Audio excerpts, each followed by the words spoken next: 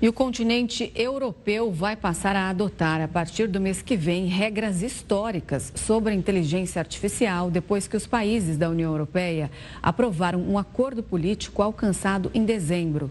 As preocupações com a interferência da inteligência artificial para a desinformação, notícias falsas e cooptação de material protegido por direitos autorais se intensificaram mundialmente nos últimos meses, em meio à crescente popularidade de sistemas automatizados.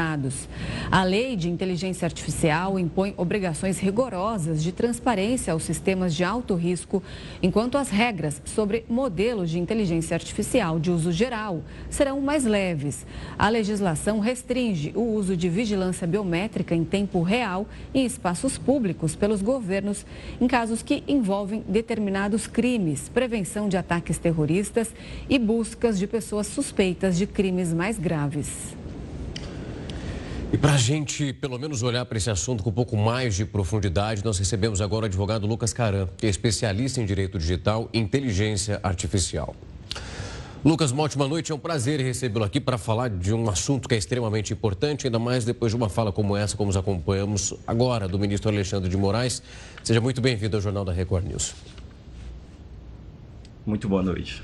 Doutor, quando a gente olha para o que vem sendo discutido e que pelo o que nós acompanhamos até agora, aquilo que pode acontecer olhando para a ONU, que é ofertado pelo ministro brasileiro, nós já estamos acompanhando há algum tempo essa discussão acontecendo no Congresso brasileiro em várias outras vertentes.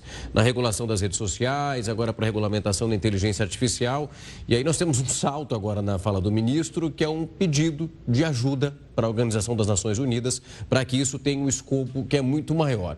Quando a gente olha para um processo como esse e olhando a dificuldade que nós já temos aqui no nosso próprio Congresso, dentro da nossa legislação, pedir para que a ONU assume essa responsabilidade, claro que é louvável, mas até onde é palpável uma iniciativa como essa, olhando como os países são tão diferentes em relação quando nós encaramos o mesmo assunto? É pertinente a fala do ministro Alexandre de Moraes, uma vez que essa declaração que é solicitada por ele, ela visa trazer uma base jurídica para todo mundo, né? Não só para um país. E com isso ele visaria estabelecer uma referência jurídica para aplicação no Brasil através dessa declaração de direitos digitais, que poderá inclusive ser utilizado como referência em nosso poder judiciário. Claro que poderá aumentar o seu poder jurídico com o passar do tempo, né? Mas caso isso de fato seja realizado pela ONU. E a gente falou agora sobre essa legislação histórica, então, que foi aprovada ali na Europa. Como que a gente pode aprender com isso? O que a gente pode pegar de referência para trazer aqui para o nosso país? Primeiramente, trata-se aí de um marco regulatório de inteligência artificial no mundo, né? É a União Europeia por completo, quase que um continente, né? Então, essa regulação visa trazer diretrizes para a elaboração de sistemas de inteligência artificial e utilização desses sistemas, trazendo inclusive penalidades rigorosas de até 35 milhões de euros, quase que 194 milhões de reais. Então, visando em comparação com o Brasil, o que podemos aprender é que essa legislação ela traz um cenário parecido com a nossa PL, nosso projeto de lei também aqui que visa regularizar a inteligência artificial no Brasil, trazendo ali uma maior transparência, uma maior responsabilidade para essas instituições que cada vez mais modificam de forma significativa o nosso dia a dia.